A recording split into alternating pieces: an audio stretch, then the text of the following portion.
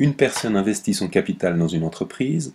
La première année, elle perd 10%, la deuxième année, elle perd 8% de ce qu'il restait à la fin de la première année, la troisième année, elle gagne 10% sur ce qui restait à la fin de la deuxième année. La perte totale est de 1784 francs. Quel capital avait-elle investi? Alors, première chose à repérer, quel est l'inconnu? Qu'est-ce que nous cherchons? Donc x est égal au capital investi. Ensuite, il faut essayer de repérer un peu tout ce qui se passe. Une personne investit son capital dans une entreprise. La première année, elle perd 10%. Donc, après un an,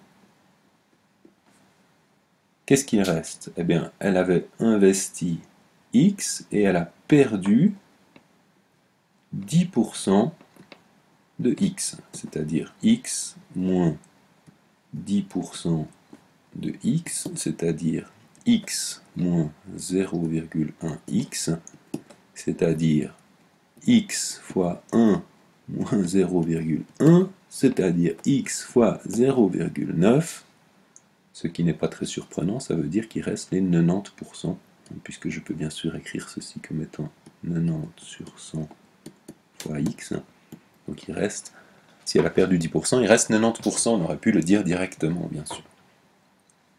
Maintenant, après la deuxième année, elle perd 8% de ce qui restait à la fin de la première.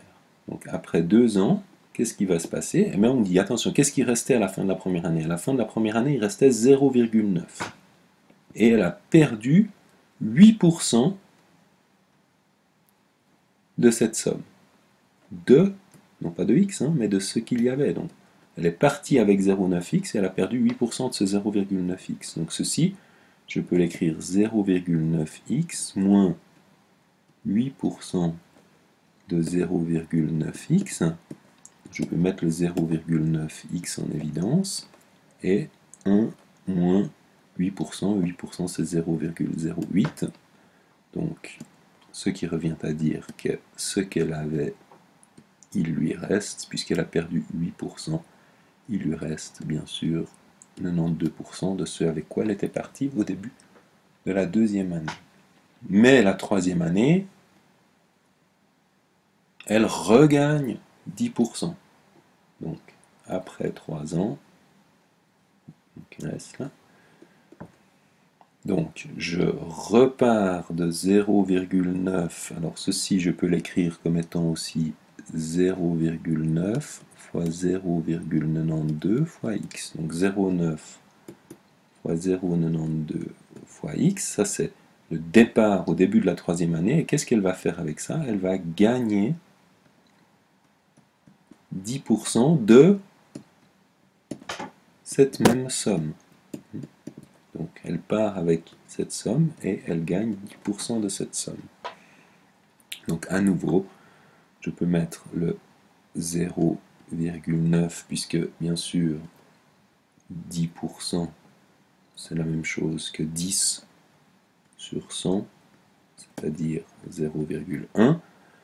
Donc je peux dire ici que j'ai 0,9 fois 0,92x que je mets en évidence fois 1 plus le 0,1 de 10% gagné, donc finalement 0,9 0,92 fois x fois 1,1, c'est-à-dire 0,9, j'ai perdu 10%, il me reste 90%, de j'ai perdu 8%, de j'ai gagné 10% de x.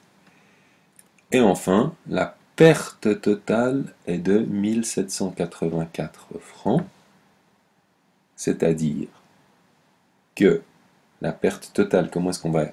Ceci, cette expression, mesure le capital après 3 ans. Et ici, en rouge, j'avais le capital initial. On nous dit qu'il y a une perte totale. S'il y a une perte, ça veut dire que le capital après 3 ans est plus petit que le capital initial. Donc la différence entre le capital initial et le capital après 3 ans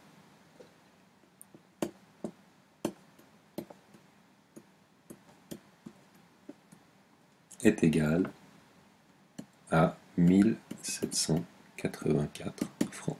J'ai mon équation, je n'ai plus, entre guillemets, qu'à résoudre cette équation.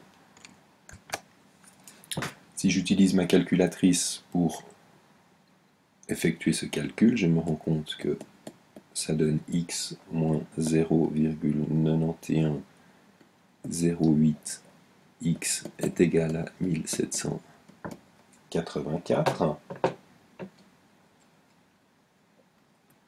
ce qui fait x fois 1 moins 0,9108 est égal à 1784, ce qui fait x fois 0,0892 est égal à 1784, ce qui fait x est égal à 1784 fois 0,0892, ce qui est égal, toujours avec la calculatrice, de la même façon qu'ici nous avions utilisé la calculatrice, et ici également, ce qui nous donne exactement 20 000 francs. Donc, réponse, le capital initial était de 20 000 francs.